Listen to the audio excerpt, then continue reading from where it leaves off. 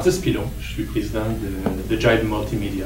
De Jibe, on fait surtout des sites Internet, sites intranet, donc technologies qui sont basées sur le web. On utilise un logiciel qui s'appelle Drupal, et qui est un logiciel qui est libre et gratuit. Et on modifie ce logiciel-là de façon à ce que ça rencontre les besoins de nos clients.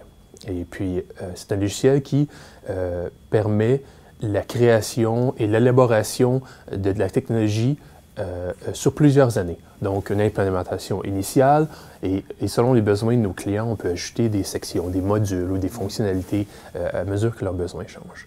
Donc, la relation avec nos clients, qui est à long terme, est très importante étant donné qu'on bâtit tout d'abord la fondation. Souvent, les gens ont un budget X pour un projet, mais au fur et à mesure que le temps avance, ces gens-là ont des besoins différents, comprennent mieux leur outil, voient les possibilités, ont des budgets additionnels. Et à ce moment-là, on peut construire d'autres fonctionnalités et ajouter sur la fondation qu'on a bâtie au départ. Donc, cette relation-là de symbiose, si tu veux, en termes de besoins versus ce qui est disponible et ce qui est faisable en termes de technologie est très importante.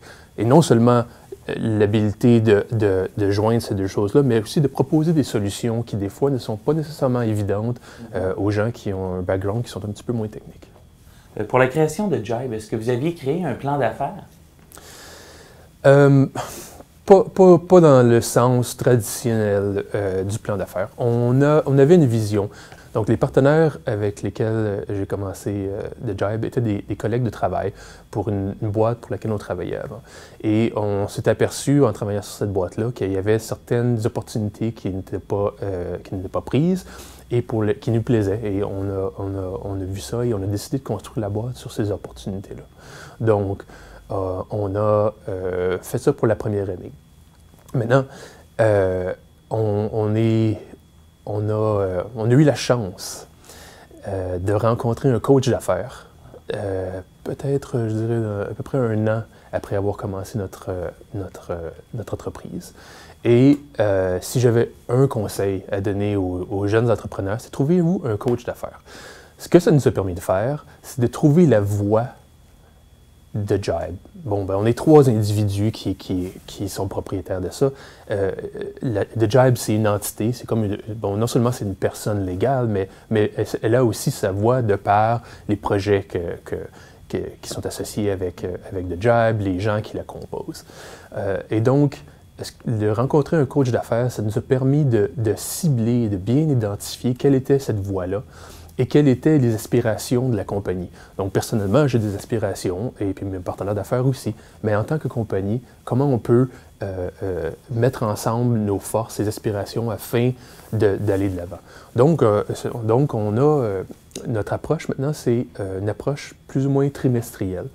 Donc, à tous les 3 mois, on se rencontre ensemble. On fait un plan pour les 3 prochains mois. Ben, ça fonctionne pas pour toutes les entreprises, mais pour au niveau du web, de par la nature des technologies, c'est une façon de faire qui nous convient très bien. Jusqu'à présent, quel type de marketing qui a fonctionné le mieux pour vous? Bouche à oreille. Bouche à oreille. Bouche à oreille, c'est fantastique. De par notre relation avec les gens, on essaie d'être... on est très réceptif, on est très transparent dans la façon dont on fait les affaires.